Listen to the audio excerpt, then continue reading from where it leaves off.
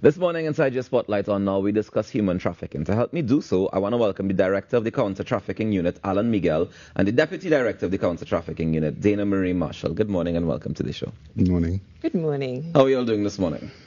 I am good. Bit early, but... I understand. I completely understand. Yeah.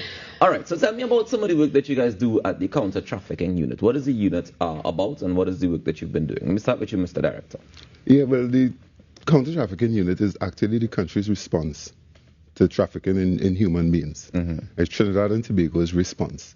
So we have, in fact, the United Nations discovered that within recent times, you have a reproliferation of trafficking in human beings all over the world. Mm-hmm. In fact, it is a very, very lucrative business. And people are trafficked for labor, people are trafficked for sex. So much so that the United Nations decided, to do a convention against all forms of human trafficking. Mm-hmm. And as signatories to that convention and the protocols that follow them, that follow the conventions, Trinidad and Tobago enacted laws, mm-hmm. the Trafficking in Persons Act in 2011. And with the coming into force of that act, it required the formation of a counter-trafficking unit, right, led by a director and a deputy director, to tackle all forms of human trafficking in Trinidad and Tobago. In fact, it is the country's response, as I started off by saying. So here we are. It entails the law enforcement aspect of it. Right. That is going and find these brothels and so on where mm-hmm. people are trafficked. The prosecution of persons so found. And then there's the other aspect of it. I call it makes us ambidextrous, because the more successful you are, the larger the cohort of victims that you have. Mm. So then we have to think in terms of victim care, victim shelter, psychological care. So yeah. it is a very, very interesting area in law enforcement, and it calls upon all their faculties in order to really have a good response, a good national response. Yeah, and this falls under the Ministry of National Security. Yes, it is. All right, yes. Nice. So, Dana Marie Marshall, tell me about what constitutes trafficking. Because we're talking about trafficking human beings, but what constitutes trafficking? Well, trafficking in itself speaks to, and fundamentally, would be the act, the means, and the purpose. Okay. And when we say act, we speak about what is the action. That would have been a recruitment. Mm. Would they contacted via online, Facebook, and that constitutes a recruitment. Then we go on to transport, the harboring. So we have instances where persons are called by a friend and say they can hold two ladies there for me for one night. And if a statement is recorded and those two ladies say, I was at this residence for that particular period, you could find yourself in a position where you acted in the point of harboring those women. Okay. And then, of course, we go to means. Means speaks about what we would call the mens rea in criminal mm-hmm. investigation. And that, fundamentally, an example of that is deception. Right. Fraud. So that constitutes a measure of means. Okay. And then we end with the purpose.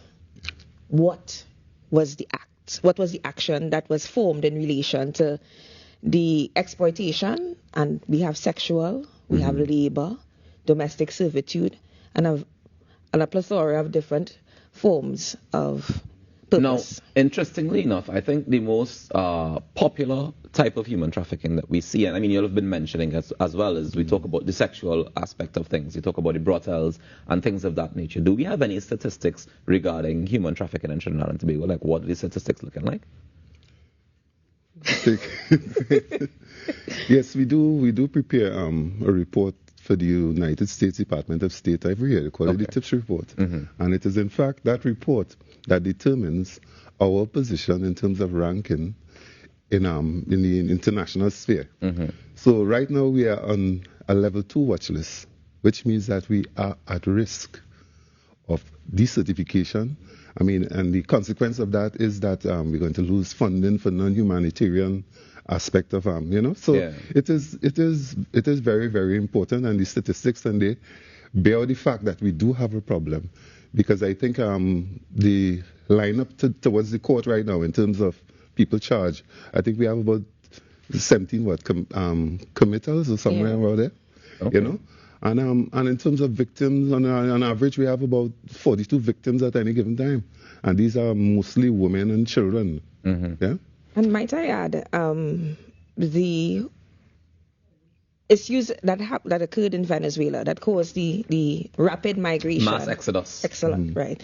That really caused some of the issues because, as mentioned before by the director, we have a serious issue in terms of victim care because in times gone by, when a victim usually has the ability to return home in a situation where most of our victims are Venezuelans, that whole aspect of returning home sometimes is of a lower percentile because what are they returning home to? So you find that government of Trinidad and Tobago now has to facilitate and take care of them. Yeah. So is it that you're saying that so far in your I want to say research, but in your investigations, that's the word I was looking for. In your investigations, we've seen mostly Venezuelans as the victims. Well, it's vulnerable communities. That's right. If you think in terms of vulnerable communities, you'll understand that because of the economic system over there, and people migrating for better life, that group of people, they become very, very vulnerable. Yeah. They could be recruited for a better life in Trinidad and Tobago via Facebook, via other Instagram, other medias. Social media. Yeah. They can be kidnapped and end up in Trinidad. And it's not unusual for people to tell you stories that once they reach here, they tell you, well, you have a bill for 20,000 or 30,000, and how are you going to pay it? They take so the vulnerability of the person, they exploit it. Right. And they put the person to work in order to make back that money. Can that happen internally in Trinidad and Tobago as well? Certainly. Of course. Certainly. The first conviction was an internal. The victim was a Trinidad and Tobago national. Right. And her traffic situation occurred within the limits of Trinidad and Tobago. She didn't migrate anywhere. So would it fall under the situation of the promise of a better life? Would it fall under the situation of being kidnapped and being extorted? Or when you say so internally, what are the things that happen that we can say fall into that category? Right. So especially situations of children, you find this Romeo-Juliet situation. Okay. Right? And of course, as the director indicated, they still will fall under the armpit of the vulnerable because they are children. And then, of course, we have the situations of a promise of a better life. We are seeing quite recently, as we have taken up Directorate, the whole aspect of kidnapping. Seeing where women are saying that they only getting up in the middle of the ocean and realizing that they're on a boat heading to Trinidad. Wow. So these are the things that because we want to say we are really doing the best that we could do in terms of public awareness, both here in Trinidad and in Venezuela. And I feel as though the traffickers are not reaching to the point where they might not be able to easily fool somebody across, but they might be easily to take them aggressively across. Now, in a situation like that, right, you get these reports of people who come into the country by whether they're kidnapped or whatever the case may be. Yes, if we catch the person who brought them over, then yeah, but is everybody in that process liable to be charged, like you mentioned earlier, where if you house somebody for minimum time, as the case may be, you're still part of that process, yeah? So the shipping owners, all those people are also liable to be charged? Right. Yes, so if you look at it if you look at the logistics, right, in terms of recruiting vulnerable persons in one country, moving them to another country, placing them in safe houses and so on, it requires a real criminal network to execute that. Of course. So all along the continuum of that transaction, all those people have some liability in terms of trafficking in persons and exploitation of the vulnerable. So then, in the case of the one conviction that we do have, I understand that you were highly involved in that situation. Yes. We only saw that one person was convicted. Is it that he would have also been a part of a network that would have been able to help the situation? So in that particular matter, and it's, of course, it's not sub judice, so we could speak about it. Right. Right? In that particular situation, he recruited, he harbored, he transported. So he did that one-man show. Yes. Yeah. Yes. And this is the gentleman here who was convicted of it. Did we ever find him? Of course. Okay. He is safely in the arms of the Trinidad and Tobago Prison Service. What are the repercussions if convicted? for persons who may be involved in this process? Director, let me, you take this one, Director, take this one. No, we looking at liability in terms of imprisonment of up to 25 years and $1 million, 25 to life and $1 million in fines. Okay, so, and that's for anybody along the chain?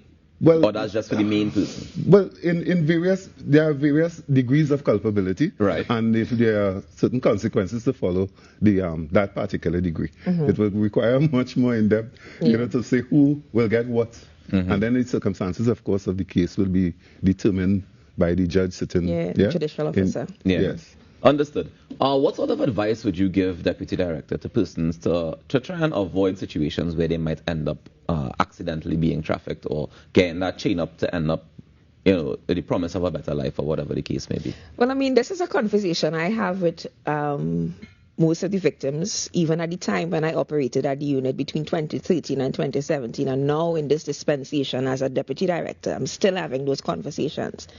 And we could say it here.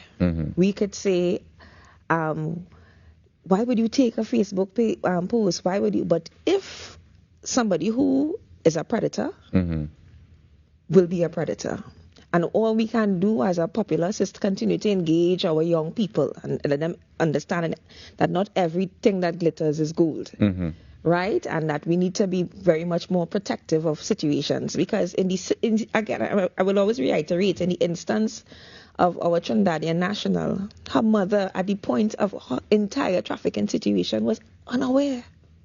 So her mother thought she was fine? Yeah, definitely, because it's not like she was not in communication. Yeah, there was communication, but because a trafficker plays with the mind and the heart and the soul of a traffic victim, things can happen outside and you wouldn't even know, Ruckus. You wouldn't even know.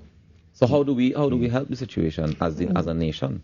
Well, one of our early intervention as new directors of the counter-trafficking unit was to ramp up public awareness. Right. Yes, we brought corporate communications on board, and we saw all the ads. Exactly, and and we are in the process of updating most of those ads. So we have a presence out there over the airwaves. Well, thanks to you all for entertaining us. So all this is part of it. So we want to get a message out there that you ought not. With information, you ought to be empowered. Yes. Yeah. So you ought not to be fooled by that anymore. Yes. If it is that we suspect somebody is involved in trafficking, if we suspect somebody is a victim of trafficking, what's the process? How do we report it? Who do we report it to? Well, as the director rightfully says, we are the country's response to trafficking in persons. Counter-trafficking unit has a hotline, 800-4CTU, and I repeat, 800-4CTU. We are also on Instagram, because we have recently received a report from a victim on Instagram. Counter Trafficking Unit, TT, on Instagram, and also on Facebook. Okay. So we are trying to get on the social media platforms too. So that we have our victims communicate. And is there a system set up in place where if I call 999, for example, and I want to report a human trafficking situation, that they will just automatically direct me to the counter-trafficking unit? Definitely. If not, communicate, send you. They will, of course, inform us so that we will communicate with you. Fantastic. Go ahead. Part of our strategy is to improve or increase the portals through which reports can come. So whether it is a digital platform, whether it is a phone call, whether it is referrals from various entities within the civil society. So we improve the catchment to such a point where we try our best not to miss any opportunities in terms of investigating reports of or suspected cases of trafficking in persons. But you must recognize that some victims might be afraid to come to what they might deem as law enforcement. Of course, because they might also not be here legally, so they're also concerned about being deported as well. As the directors, the civil societies, we have a lot of civil societies that is rooted in Venezuelan culture. Even Dominican Republic, even the embassies, we have already moved in a direction of partnership with them so that we will continue to have that open catchment of areas that persons could report to the counter-trafficking unit. Now, this is a conversation that I think we need to continue at some point in time, because we just scratched the surface of what human trafficking is, but we need to get some more into the details, in my humble opinion. But I look forward to further conversation with you guys, and of course, all the best with the work that you're doing at the counter-trafficking unit. Thank you. And thank you so much for joining us this morning. Thank you.